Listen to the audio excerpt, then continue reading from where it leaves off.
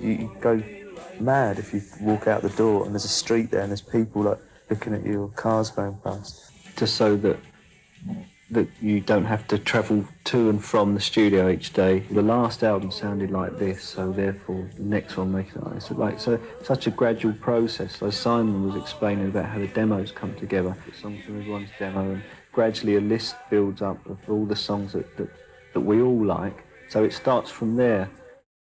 Ce jour-là, on est arrivé près d'Oxford en Angleterre, il pleuvait. Dans le manoir studio, les Cure étaient en train de terminer d'enregistrer leur dernier album. On apprend que les fans français sont les plus acharnés, que pour eux leur groupe n'est pas parfait et qu'ils n'aiment leurs disques que lorsqu'ils sont agressifs. Tout de suite, direction banlieue d'Oxford en Angleterre.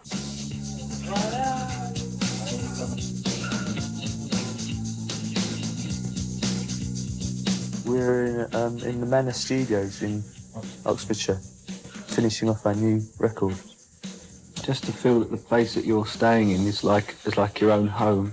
That's the best ambience for making. The group has found that just to feel that the place that you're staying in is like your own home. That's the best ambience for making. The group has found that that's the best ambience for making a record. Just so that you don't have to travel to and from the studio each day. You just live there, and it gradually becomes your environment. And this particular studio is very, very comfortable and very homely.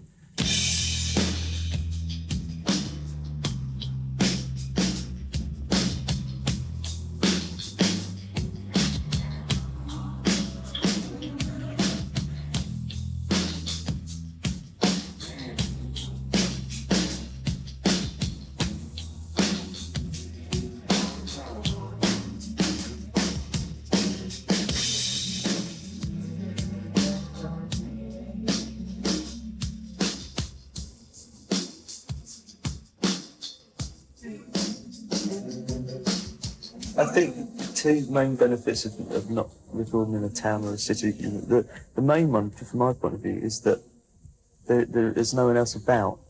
There's no other people, so there's no noise, there's no squalor. And the second thing is that because there's like nothing around, you can go out for walks and actually breathe fresh air. Because working in the studio, you spend like maybe 16 hours a day in a small room and breathing air conditioning and stuff. You go mad if you walk out the door and there's a street there and there's people like looking at you or cars going past. So whereas here we can keep the door open, you can have like birds singing and stuff. Very pastoral, very relaxing, which is why we've been here 6 months.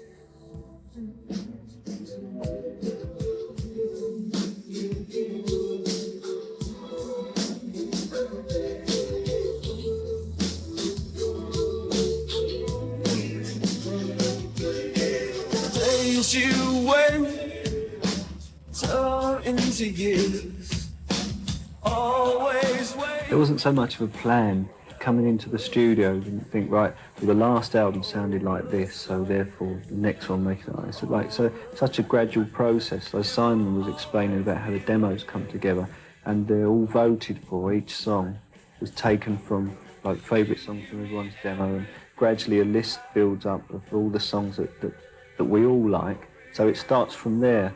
We all like it, and so a certain mood of how the band feels as a whole and individually must influence the songs we choose to go on the record, and gradually that becomes the mood of the album and sets the style of the next album, rather than thinking, how will this one sound?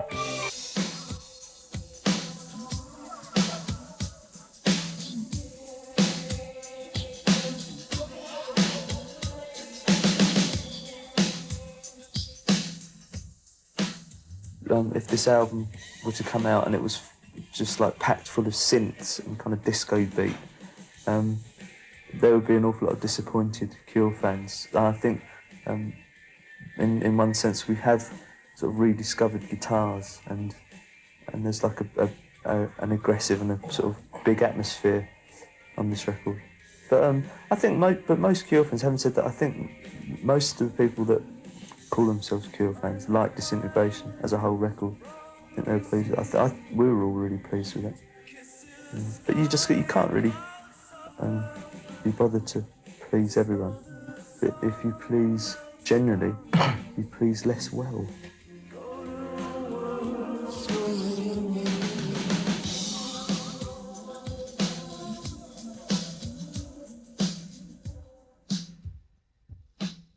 there are elements on it that are very poppy in the traditional piqueur, but at the same time there's like some of the most brain damaged stuff on there, stuff that's much heavier than anything we've attempted before.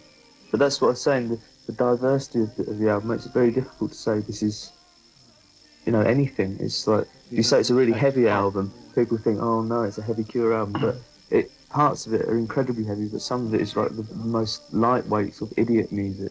But if you said this is a pop album, people would think, oh no, it's a pop album, but it isn't. So it's there's no point in calling it anything really. It's sort of wish.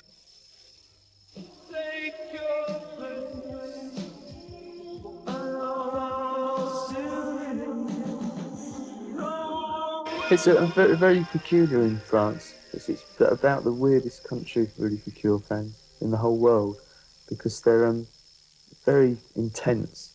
They're the most intense fans, I think, as a whole, you know, as a race, which is really good in one way, but it's very difficult in other ways because they expect so much all the time. It's very difficult to live up to their expectations all the time, and sometimes we do things, I think, in France on purpose to try and shatter the myth, and we act rather more stupidly in France than we do anywhere else, because it's you know, there's too much to expect a group, any group really, to be perfect.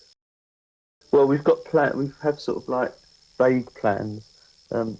We know that we're going to play in Britain in April, and we know that we're going to play in America and Australia in May, June and July, and then it gets a bit vague, but we think that we'll go and play in Europe, like, you know, France, Italy, Spain, that part of Europe. September, October. Yeah, but it will definitely finish by Christmas. It seems a long time. The rest of this year is definitely taken up, but I can't really see, can't plan what's going to go on after that at the moment.